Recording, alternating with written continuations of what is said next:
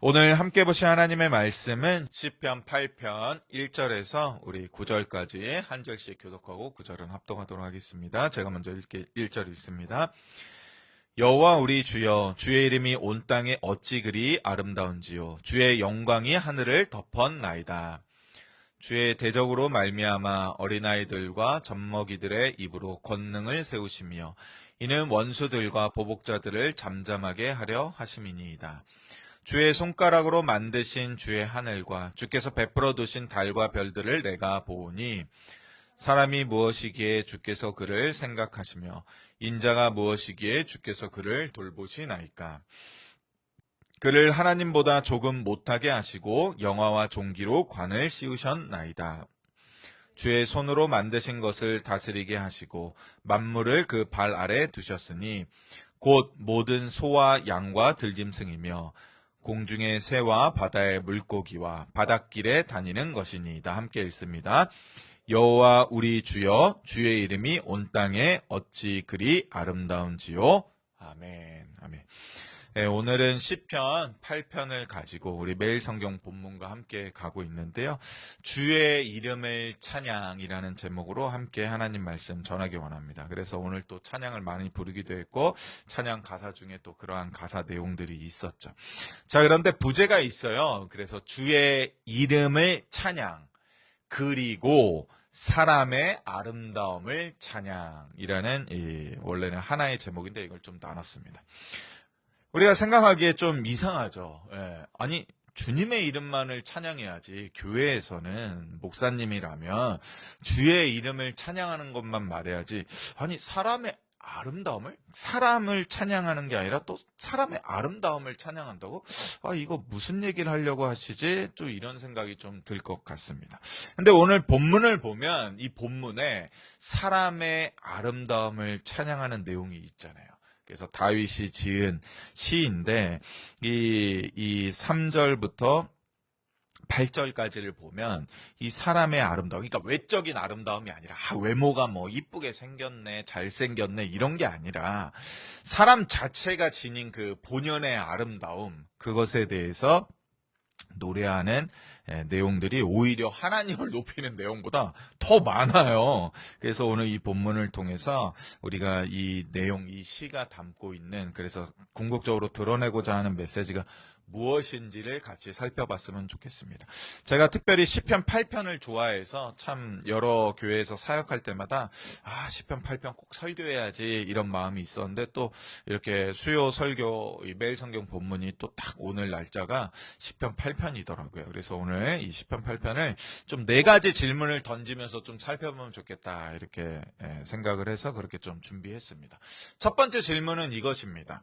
우리의 하나님, 지금 우리가 경배하고 섬기고 있는 우리의 하나님은 정말 찬양받으시기에 합당하신 분인가라는 질문을 던지고 싶습니다. 물론 모두가 다 이 질문에 대해서 아멘, 그렇습니다라고 대답하실 것입니다.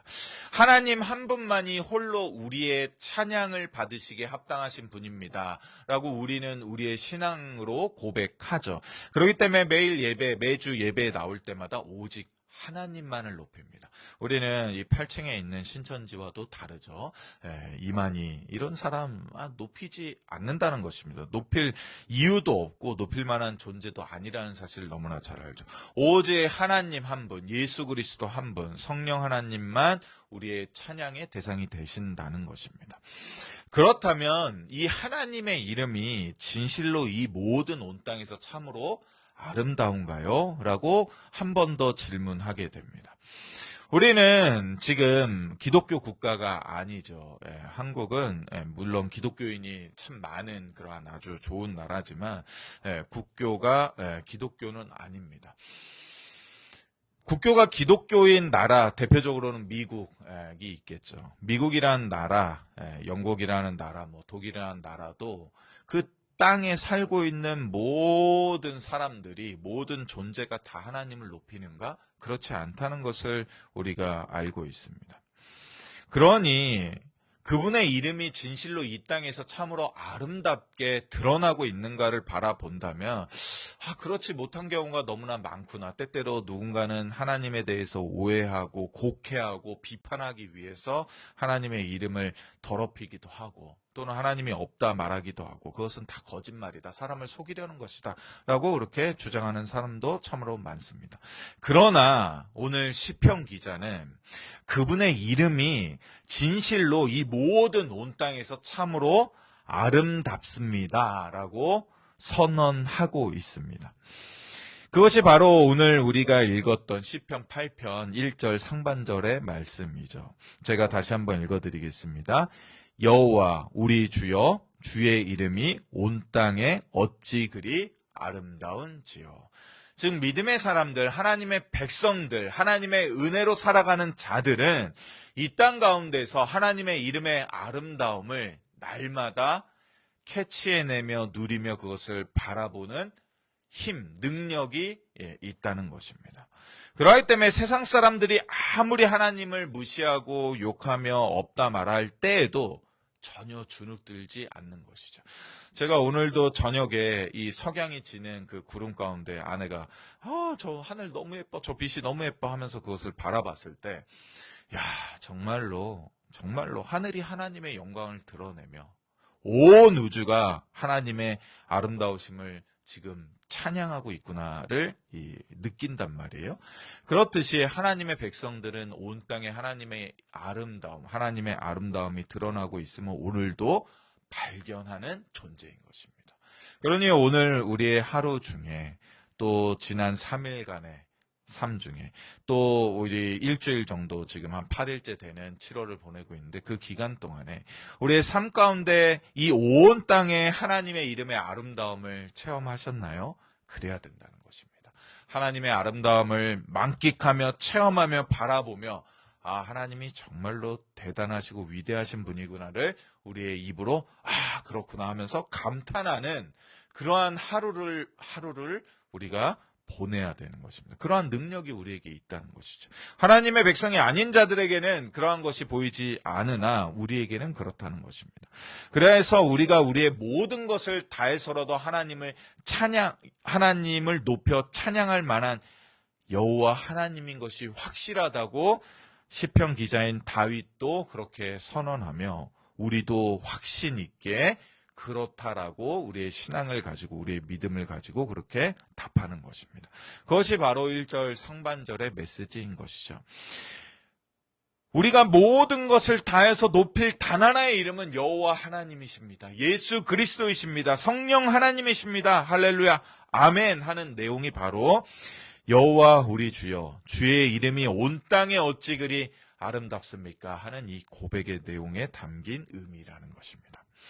이어서 시편 기자가 다윗인데 특별히 이 다윗은 주의 영광, 주의 이름의 그 영광이 온 땅에서뿐만 아니라 온 하늘을 덮었노라고 이어서 찬양합니다. 그것이 1절 하반절에 나와 있죠. 제가 읽어드리겠습니다.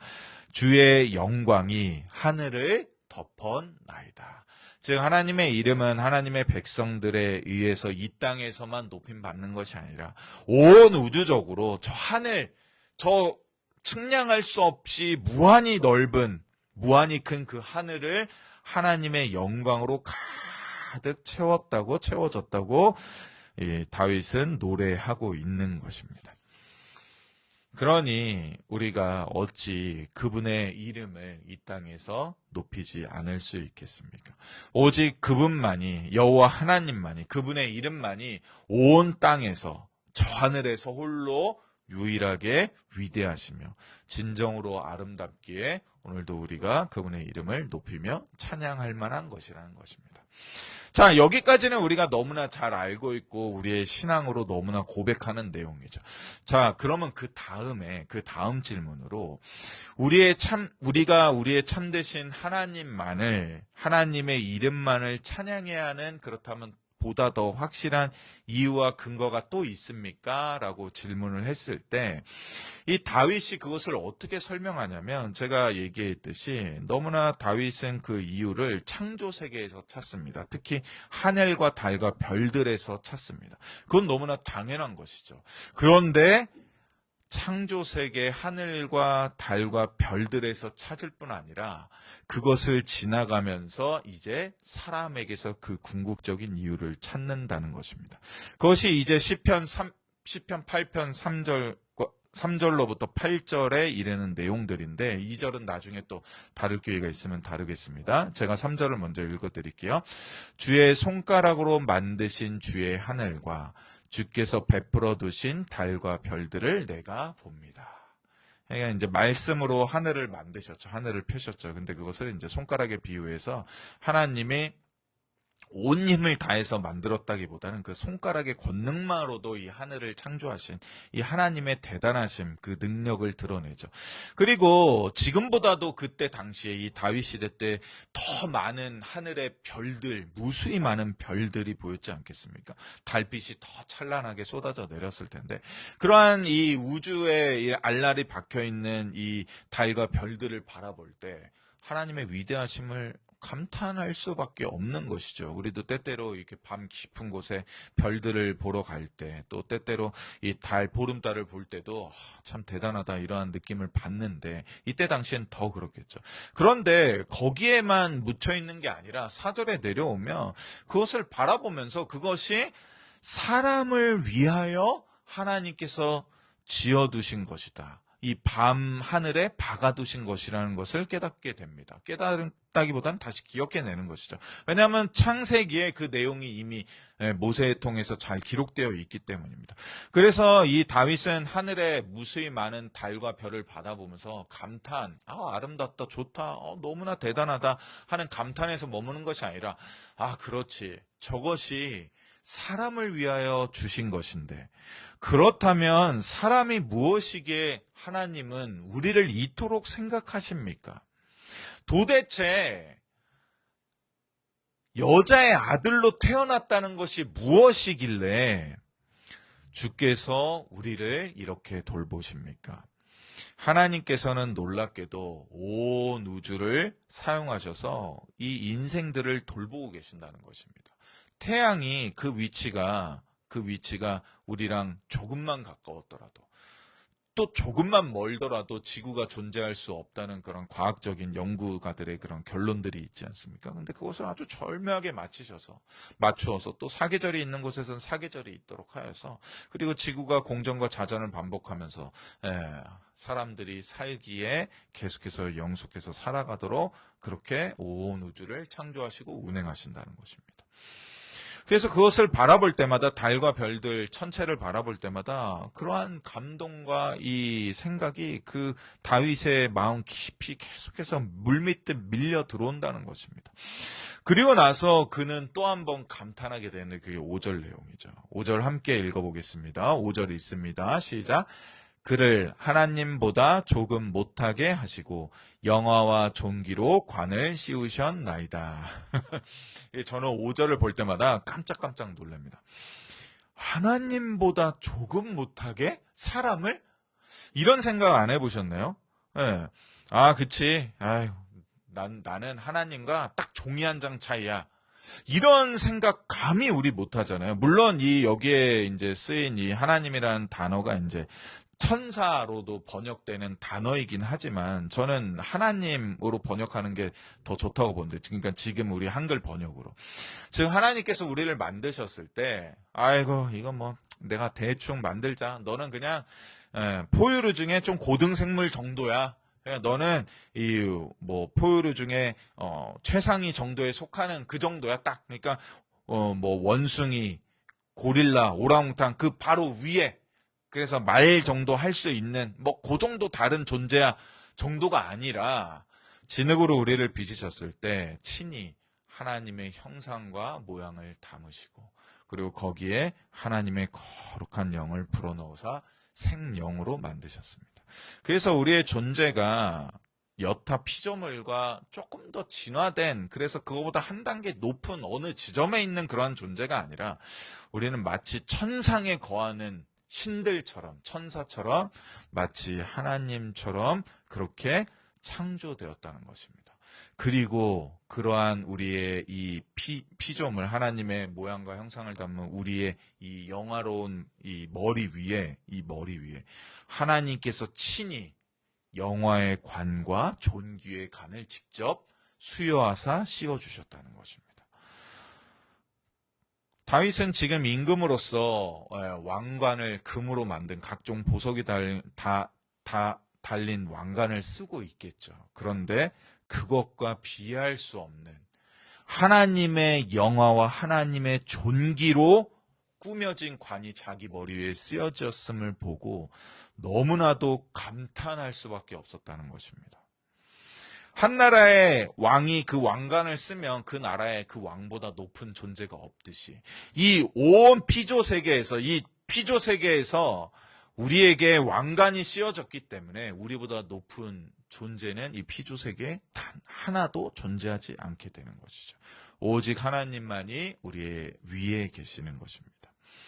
그리고 나서 주님께서는 6절에 이르면 주의 손으로 만드신 것을 다스리게 우리에게 다 내어주셨습니다.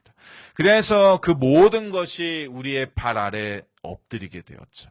그것이 곧 모든 소, 양, 들짐승이며 공중의 새와 바다의 물고기와 바닷길에 다니는 모든 것이 우리의 다스림을 받게 된다고 말하고 있습니다. 이 세상 모든 만물보다 그리하여서 사람이, 즉 인간이 뛰어나다는 것을 지금 길게 3절부터 8절에 거쳐서 길게 다윗이 노래하고 있습니다. 그리고 이러한 사람의 뛰어남은 창조주 하나님께서 인간을 그렇게 만드셨기 때문에 그러하고 그러한 권능, 즉 5절에 나와 있는 영화 종기의 간을 우리에게 수여하셨기 때문이라고 말해주고 있습니다. 물론 시편 8편은 궁극적으로 사람으로 인자로 이 땅에 오신 예수 그리스도를 가리킵니다. 그래서 이거에 대해서 또 신약 성경에 넣으면 많은 해석을 하죠. 근데 거기까지 넘어가기 전에 다윗은 왜 그렇다면 이렇게 노래하였는가에 대해서 조금 더 우리가 살펴보았으면 좋겠습니다. 즉 다윗은 한 영혼이 한 사람 한 사람이 정말로 그 인격이 그 사람 자체가 정말로 뛰어나고 고결한 존재임을 너무나 깊이 깨달았다는 것입니다. 그런데 그러한 사람, 그러한 뛰어나고 고결한 존재인 인간을 만든 그렇다면 창조주 하나님은 그 인간에게 영화와 종기로 관을 씌워서 피조 세계의 우두머리로 만들 수 있는 그런 하나님은 그러면 도대체 얼마나 더 대단하신 분인지, 얼마나 더 찬양받기에 합당하신 분인지를 다윗은 역으로 다시금 찾아내고 발견해 가는 과정인 것이죠. 다윗은 자기의 머리에 대단한 중량의 금관과 수많은 보석으로 아름답게 치장된 그러한 왕관을 쓰고 나 정도 되면 정말 대단한 왕이지. 그리고 이 인간의 아름다움과 인간의 존귀함을 깨닫고 거봐. 내가 참 대단하니까 이 정도 된 거지 하면서 자기 자신의 나르시시즘에 매몰되어서 나보다 더 대단한 존재는 없어. 하나님 나랑 한 끗 차이야. 내가 하나님이지. 라는데 그렇게 매몰되는 게 아니라 도리어 이때 자신의 뛰어남이 어디로부터 왔는지를 분명하게 깨달음을 통해서 나를 이렇게 창조하신 하나님, 나를 이 자리에 세우신 하나님을 내가 높여야 하는 것이구나를 노래하고 있는 것입니다. 시편 8편이 하나님만을 찬양해야 하는 근거로 도리어 사람을 내세우는 분명한 이유가 바로 여기에 있는 것입니다. 이것이 시편 8편의 반전인 것이죠. 세상 사람들은 사람의 위대함을 보면서 사람만을 계속 추앙하죠. 그래서 그 사람이 결국엔 신의 위치까지 오르는 지경에 이르게 됩니다. 그러나 다윗은 사람이 대단함을 노래하지만 그 끝에는 결국 그 대단한 사람을 창조하신 하나님이야말로 가장 높은 찬양을 받으실 분이라고 결론을 내리는 것입니다. 바로 여기에 우리가 배울 만한 핵심이 들어있는 것이죠. 우리는 하나님 찬양하는 것을 다만 하나님이니까 하나님을 찬양해야지 라고만 말하는 것이 아니라 사람의 대단함, 사람의 존귀함, 근데 그 사람의 대단함과 존귀함이 어디로부터 왔는지를 확고히 알기 때문에 하나님을 더욱더 찬양할 수 있는 것입니다. 그렇다면 찬양 받으시기에 합당하신 하나님께서 우리로부터 찬양 받으심으로 인하여서 하나님이 높아지는 것, 그거는 당연한 것이고 우리에게 또한 부어지는 유익이 무엇인가를 좀 살펴봤으면 좋겠습니다. 저는 현실적인 부분을 좀 말씀드리고 싶어요. 하나님을 우리가 날마다 합당하게 높이면 높일수록 우리의 영혼 깊은 곳에서부터 솟아나는 내면 깊숙한 곳에서부터 마르지 아니하는 풍성한 자기 자신에 대한 긍정적인 만족스러움과 높은 자존감이 흘러 넘치게 됩니다. 왜냐하면 대단한 하나님이 대단한 나를 지으셔서 지금 이 나를 이 땅 가운데 살아내도록 이끌어 가시기 때문이죠. 또한 이러한 찬양을 통하여서 하나님을 높임을 통하여서 이러한 내면 깊숙한 곳에서부터 풍성한 자기 자신에 대한 긍정적인 만족스러움과 높은 자존감을 가진 이들은 이 땅을 살아갈 때 다른 이들을 향한 거짓 없는 이타심과 친절한 배려가 흘러나오게 된다는 것입니다. 바로 우리가 바라는, 우리가 정말 롤모델로 삼고 싶은 그리스도인의 성숙한 그리스도인의 모습이 하나님을 진정으로 찬양하는 자들에게서 자연스럽게 흘러나온다는 것입니다. 뿐만 아니라 여기에서 그치지 아니하고 하나님을 찬양하는 자들은 자기 삶에 대한 확신을 가질 뿐만 아니라 자기 삶에 대한 긍지를 잃지 않는다는 것입니다. 이러한 자들이 바로 하나님 외에 다른 그 무엇도 경배의 대상으로 삼지 아니하고 찬양의 대상으로 삼지 아니하는 자일 수 있다는 것입니다. 좋은 아파트, 넓은 땅, 그거 아무것도 아니라고 여길 수 있는 자들로 성장하게 되는 것이죠. 제가 이제 오다가 이제 여기 교회 근처에 이렇게 좀 계속해서 놀고 있는 땅이 있어요. 근데 거기에 이제 임대 매매 이렇게 써 있길래 궁금해서 한번 전화를 해봤어요. 그 임대 얼마예요? 그랬더니 그 땅은 매매만 합니다. 그러더라고요. 그래서 뭐 살 수도 없지만 한번 물어봤어요. 그래서 매매 얼마예요? 그랬더니 거기가 한 200평 되는데 평당 4,800만 원입니다. 그래서 200평 평당 4,800만 원 얼마지? 계산이 안 되고 계산기 두드려봤어요. 그래서 봤는데 얼마 보니까 100억. 야, 100억 이거 뭐 장난 아니네. 이거 살 사람이 있나? 이런 생각을 했습니다. 근데 하나님을 찬양하는 자들은 그것이 경배의 대상이 되지도 않고 부러움의 대상이 되지도 않고 찬양의 대상이 되지도 않는다는 것입니다. 좋은 집, 좋은 자동차 뭐 있으면 좋고 없어도 문제 없고 좋은 직장에 다니는 것, 부유한 통장 잔고가 날마다 우리의 콧노래를 부르게 하는 근거, 이유도 되지 않고 확실하게 보장된 노후와 건강한 것도 부러움의 대상이 되지 않을 수 있다는 것입니다. 바로 그것이 찬양이 우리에게 주는 현실적인 유익인 것입니다. 반대로 그렇다면 우리가 하나님을 온전히 찬양하지 않을 때 하나님이 우리로부터 찬양받으시지 않으심으로 우리에게서 거두어 가시는 것은 무엇인가? 그렇다면 우리가 잃게 되는 것은 무엇인가? 반대의 경우에는 어떤 일이 이뤄지는가를 우리가 또 살펴봐야죠. 현실적인, 지금 현실에서 우리의 삶에서 어떠한 일들이 그러면 이루어지게 되는가? 이 결과는 이미 오래전부터 이 땅에서 수없이 벌어지며 반복돼 오고 있습니다. 왜냐하면 수많은 사람들이 하나님께 등을 돌리며 하나님이 없다 말하며 하나님을 비방하고 하나님을 높이지 않는 일들이 수백 년이 아니라 수천 년 동안 계속 이어오고 있기 때문이죠. 하나님을 찬양하지 않을 때, 하나님을 진심으로 높이지 않을 때, 그때는 수많은 인간에 대한 혐오와 인종차별과 조롱과 특정 상대를 향한 손가락질, 혐오와 폭력 등이 끊임없이 일어나게 됩니다. 즉 인간성의 상실로 치닫게 되는 거죠. 그래서 착취와 빈곤과 극심한 불평등 등 헤아릴 수 없는 수많은 악한 일들이 이 땅에서 하나님을 높이지 않기 때문에 벌어지고 있는 것입니다.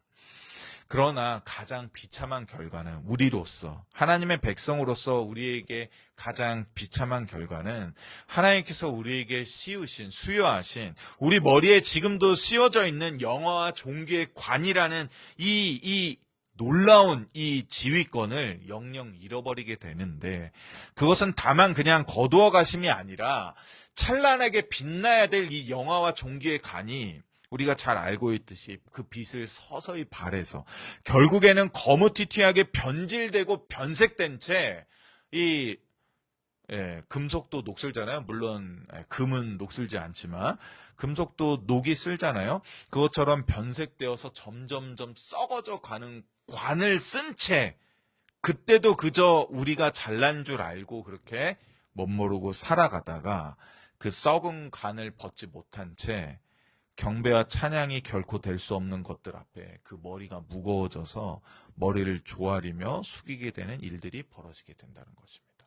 그래서 때때로 나보다 더 잘 사는 사람, 그냥 잘 나가는 사람, 악한 일을 하고 죄를 저지르는데도 평안하게 사는 이들, 또는 너무나 잘된 사람들을 볼 때, 또는 어떠한 세상에 더 잘 나가는 방법이 있다라고 할 때 그것들을 계속 추구하고 그것들을 찬양하고 경배하도록 만드는 일이, 그러한 비참한 일들이 바로 벌어진다는 것입니다. 그러니 그러한 일들이 우리 가운데 벌어지지 않도록, 우리의 인생 가운데, 우리의 자녀들의 인생 가운데, 우리의 손주들의 인생 가운데 벌어지지 않도록 오늘 바로 지금 이 순간 하나님의 이름을 높여 찬양해야 한다는 것입니다. 다윗은 시편 8편 시작과 끝에 이렇게 노래하고 있습니다. 여호와 우리 주여, 주의 이름이 온 땅에 어찌 그리 아름다운지요. 아마도 다윗은 자신의 인생의 시작, 물론 갓난아기 때 그랬다는 게 아니라 자신의 인생의 시작과 끝에도 여호와 우리 주여, 주의 이름이 온 땅에 어찌 그리 아름다운지요라고 노래하며 외쳤을 것입니다.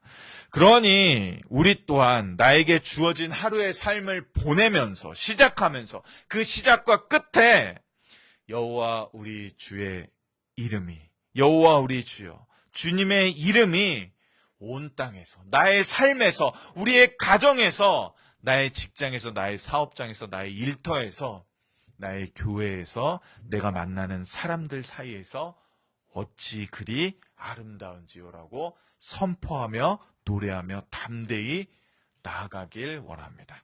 그렇다면 우리에게 주시는 바, 우리의 현실 가운데 일어나는, 너무나 직접적으로 우리 가운데 일어나는 그 수많은 유익들을 날마다 맛보며 살아가는 우리가 될 것입니다. 그래서 하나님 찬양함의 즐거움을 더욱더 풍성히 깨닫는 우리 모두가 되기를 축원드립니다. 이 시간 함께 말씀 생각하면서 세 가지 정도 함께 기도하기 원합니다. 기도 제목 드리겠습니다. 첫 번째 기도 제목입니다. 하나님의 이름이 온 땅에 아름답게 드러나도록 매일 아침 저녁마다 이 다윗의 선포를 우리 입술에 더하여 주소서. 아멘. 이러한 기도 제목을 가지고 기도할 때 우리의 입술로 우리의 인생에서, 우리의 삶에서, 우리의 가정에서, 우리의 삶의 터전에서, 직장에서, 사업장에서, 우리의 친구 관계에서 하나님의 이름이 어찌 이리 아름다운지요라고 선포하는 그러한 일들을 우리가 습관적으로 해봅시다. 그래서 세상의 우상과 비교할 수 없는, 세상의 그 무엇과 비교할 수 없는 하나님의 영광을 맛보며 하루를 시작하고 충분히 맛보며 또 하루를 마감하는 우리 되도록. 두 번째 기도 제목입니다. 그리스도 안에서 우리의 존귀함을 다시 발견하게 하소서. 아멘. 그리스도 안에서 우리가 얼마나 존귀한 존재인지, 얼마나 영화로운 존재인지 다시 발견해야 됩니다. 세상의 가치로가 아니라 하나님의 가치로 우리 자신을 볼 수 있도록, 또 함께 신앙생활하는 우리의 지체와 또 형제 자매들을 하나님의 가치로 그들의 존귀함을 또 발견하는 우리 되도록 기도해 주시고, 마지막 세 번째, 참된 찬양으로 세상의 것들에 매여 있는 것에서 우리를 온전히 해방하게 하소서. 아멘. 그래서 재물 있으면 너무나 편하죠. 편리하고 좋습니다. 저도 재물이 있는 게 좋죠.